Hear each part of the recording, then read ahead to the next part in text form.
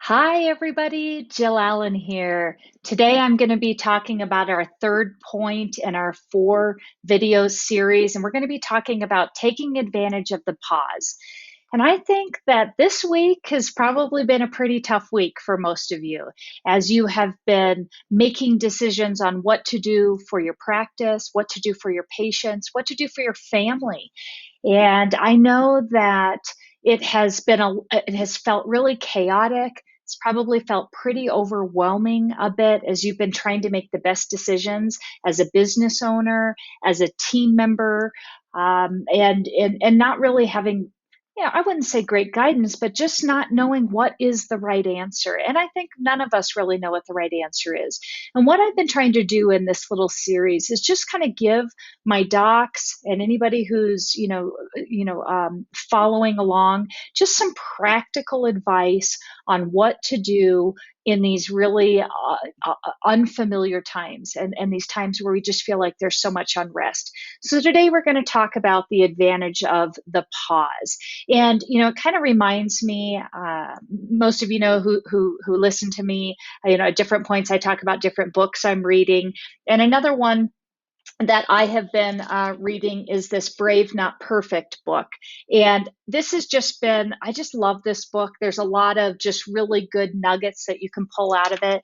And, kind of what's happening to us right now reminds me of a chapter, more towards the end of the book where, she's, the author is talking about that there are going to be times where we have failure or we feel like we have failure. And, sometimes we just have to shake it off.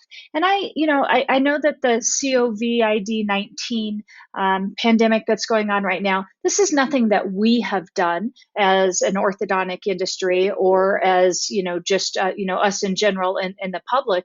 But I feel like it kind of has that similar feeling of I feel very deflated and very let down that I've done my very best to, especially for my startups, to work so hard to get my doors open and to work so hard to start getting patients, and now we can't see patients anymore, or we just can't move forward. And it's very deflating. It's very it's a hard place to be. And I think it's very similar to failure, right? When we work so hard for a goal and maybe we don't make it. And what the author in this book talks about is it's okay to take a little bit of time and just feel that, uh, just she calls it just have a pity party. Just feel it's okay. And I'm giving you permission, and I hope you give yourself permission to just say, this stinks. This just really sucks. It sucks where we're at right now. But the point is, you give yourself that time, and I'd say, maybe docs, maybe you're giving your team the rest of the week off and you're going to come back and reconvene next week and kind of look at business as usual. I think that, take the time, and she talks about in the book, she says, hey, you just need to shake it off, and I really think we need to do that. Maybe it's go take a bubble bath, maybe it's go take a run. Maybe it is just indulge this weekend in a weekend of Netflix. Whatever you need to do to give yourself permission to say, this just really stinks where we're at. But here's the deal. You have to have an end date for that. Make that be Sunday evening. Make that be, Monday afternoon, wherever that is. Pick an end date and then say, okay, this stinks, but what can I do for myself, for my business, for my team moving forward? And that's what I want to talk about. We're going to talk about taking advantage of the pause. So here's what I want you guys thinking about as we're moving into these next couple weeks to a month. It's kind of hard to know. Every area, every doc that I'm talking to is handling it a little bit differently. So I wanted to give you some ideas with this. So here's what I want you to do. I want you to stop thinking about what you can't do and start thinking about, well, what can we do? We're kind of having a self-imposed pause on our business. And how can we look at this in a good light? I talk to so many doctors for so many years now in my consulting business, and probably one of the things we are all chasing is having enough time. And now that we've got the time, I think let's utilize that. Let's slow it down and really get to the things that we just have not had an opportunity to do. And I think that what's going to happen is if we take this time to do this, we're going to be so much better when the summer hits, because guess what? I know we're going to be busy crazy when the summer hits, and we will be so happy that we took the time during this pause to not bury our heads in the sand and say, well, I'm just closed, but instead to say, okay, what can I do for my business? What can we do as a team to move forward and make ourselves better? So first thing I want to talk about is, let's say you have some front office team members. And here's the thing. I know that a lot of the docs that are listening are clients of mine, or clients that are in that 8 years and younger, where your front desk may hold multiple hats and wear multiple hats and you may have one or two people versus an individual person for each of these core positions. But I think it's okay. I'm going to break these down into each of the core areas, and then you can take out of it what works for whichever employees that you have, or however many employees, or maybe it's just you, doc, that's going to be kind of manning the forefront while your team is off or whatnot. So number one, most important thing that you can do as an office is to answer your phones. And I hope that all of you, I know with almost every single one of my startups, we use voice over IP phone systems. All of you should probably have an app on your phone that you can roll your phones right to your cell phone. You can still answer your phones. It still sounds like you're coming from the office, even if you're sitting in your living room. So number one rule, answer your phones. All right. This is what you guys can be doing to keep business going as we're moving along. I think that when we look at our front desk, though, we can start really evaluating, gosh, what are all of the things that we haven't been able to get to when it comes to our front office? So maybe it's evaluating your scripting. We know now that we communicate with our patients not only by phone, but we communicate by text, we communicate by email, and maybe after all this is all done, we'll communicate video as well through video. And so what a perfect time to take the opportunity to say, what is the message that I want to be getting out in all 3 or 4 of those mediums? And does my messaging need to be updated?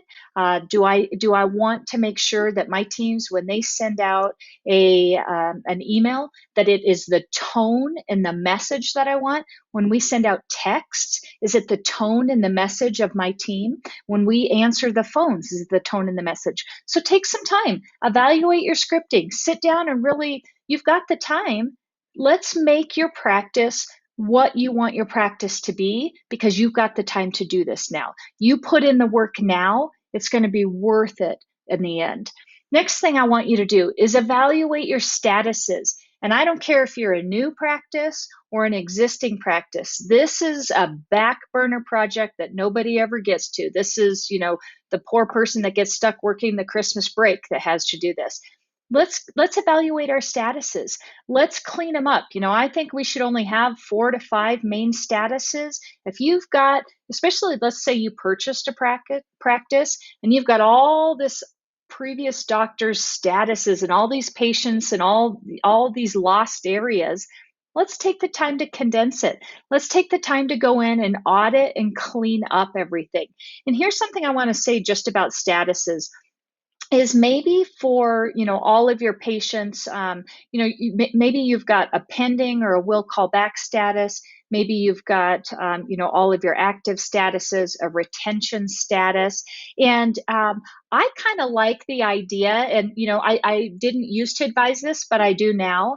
Where when you're ready to dismiss a patient because they did not say yes to treatment, what if we have a cold call status, so that instead of just dismissing them out, maybe we're moving all of those patients into a cold call status, so that you've got a group of patients that you can work on for marketing later.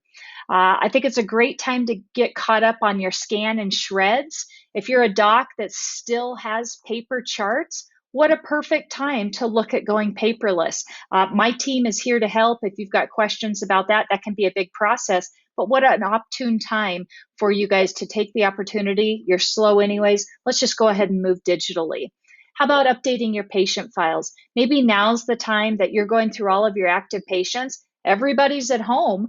Why not try and call them? Why not try and email them? Why not try and text them? And make sure that you've got correct phone numbers and emails and everything is up to date for you. How about just plain old spring cleaning? It's spring. We're stuck in our offices. Let's get them cleaned out. Let's pull the chairs out. Let's evaluate. I always say in my offices, go in, take a walk around, and determine what needs to be updated.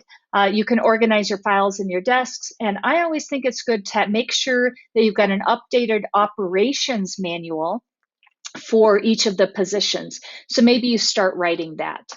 The next thing, I think if you've got a treatment coordinator that's working with you, what can you guys be doing? Number one thing, I talked about this on our last video, is we should be doing virtual consults. Do your best. It doesn't have to be perfect, but you just have to do them. And you guys can and will figure it out. If you've got questions about that, please watch the previous video. I really do my best to just really give you good basic insight into doing them. But virtual consults are a must during this time where our offices are closed. This is a perfect time to get cleaned up on all of our patients that we need to follow up with. We can send out the emails. We can send out the texts. We can call them on the phone. We can video chat with them and see how they're doing and how we can help them get scheduled for a start. We can follow up with all of our observation appointments and get them scheduled. Now is the time that we don't normally have time to get caught up. Let's work on maybe with our virtual consults. Maybe we're doing some incentives for down payments, incentives for pay in fulls, incentives for scheduling ahead for when we do open again. We can work this so that we can be asking for our starts and we can be moving towards getting our schedule filled up if whenever you're going to open back up again. And then I think evaluate your letters. Now's the time. I always tell my teams, letters are not necessarily for communicating with dentists, but they're for marketing. Maybe you need to update the way your dental letters look. I think we should have 3 main letters going out when patients are in treatment. One when they get started, one in the middle of treatment as a prog pan. But again, we're letting our doctors know what we care about, getting our x-rays, our pictures in front of them, and then a D-band letter. And then, of course, again, have your TC write an office manual. How about our financial coordinators? What can we be doing here? Collections. This is the time. We should have between a 3 and a 5% delinquency rate with our patient accounts and our insurance accounts. Now's the time to clean it up. Now's the time to work on your financial protocols. Now's the time to look at what letters, what correspondence, how are you corresponding with patients? Does it need to be updated? Is it circa 90s or 2020 verbiage? Let's look at that. Let's get it updated and let's get in there. What a better time to spend 2 hours on the phone with the insurance company. Not fun, but we've got the time. Let's do it. How about setting up your insurance online verification? Again, these are these little things that we just don't have time to do, but now's the time. Why spend all this time on the phone when we could be going right online? Or maybe contacting, maybe you've been thinking about switching over to a company that's going to help you with insurance billing or financial billing. Now's the time to start working on that, okay? How about our clinic? What we can do in the clinic, I want you to evaluate what are your clinic handouts look like? Do you have videos that you could implement? How about, how much time you spend on giving oral hygiene instruction? Let's make some videos. Let's make it 2020 standards. Again, we've got the time. We've got computers with cameras on them. We've got earbuds. It's easy to make videos. I would say now's the time to deep clean. Let's get rid of all the stuff we don't need. Let's really scrub down our units, clean out our units, restock our units.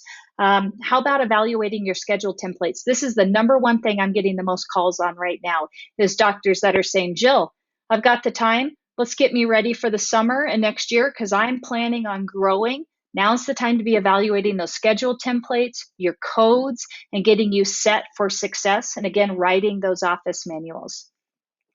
So those are some tips on how to help you get through this. And I hope that this is just a quick little video on that. Tomorrow, we're going to be going over marketing for the future, because this is another great and wonderful thing that you can be doing as we finish up this week. And hopefully, I'm giving you some good information to go into next week.